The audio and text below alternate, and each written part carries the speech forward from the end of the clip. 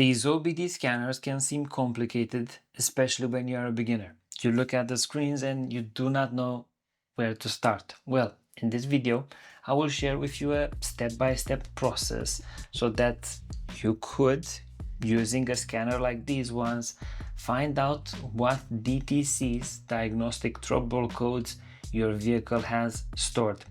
For more advanced training, I'm working on a diagnostic course for which links will be available in the description below. Maybe you want to join, maybe you want to join me in learning and sharing my experiences over there. Also, a newsletter, a monthly newsletter will be available in the description below. We start with setting the scene because with many of these scanners, you need to do some steps to prepare the process beforehand. So you buy the scanner. After that, you need to register it because many of these tools require an account for them to get the updates. You registered, you connect the scanner to the internet, and after that it performs some downloads for updates.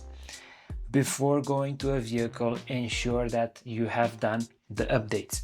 These scanners haven't been used on a day-to-day basis, and we can see from the get-go the Launch X431 Pro Elite wants an update.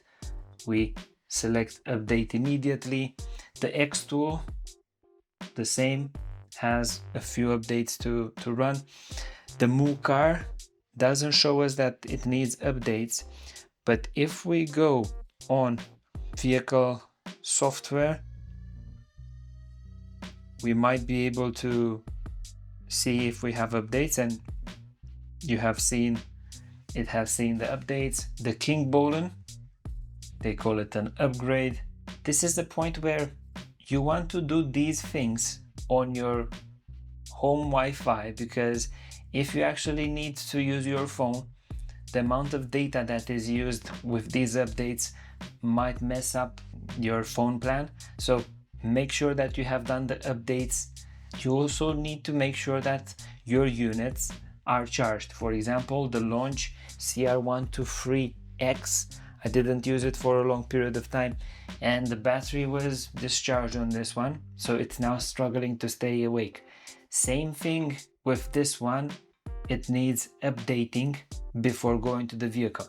Okay, I'm going to allow this one to do its updates. Another important tip that I would give all of you, and it is valid for all of these units, is pair the unit with a Wi-Fi hotspot on your mobile device, be it an Apple device, be it Android device. Create a mobile hotspot, go and pair the devices, because depending on the brand, there are moments where Launch diagnostic scanners require them to be connected to the internet to allow you to perform a scan. It's like a check-in that you still have a license on them.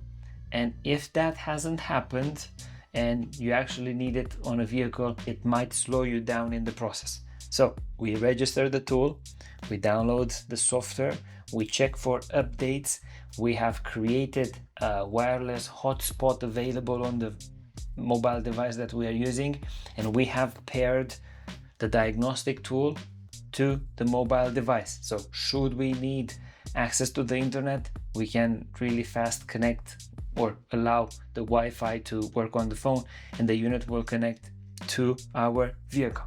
Now, I will take each and every one of these tools to a vehicle and perform a basic diagnostic code scan.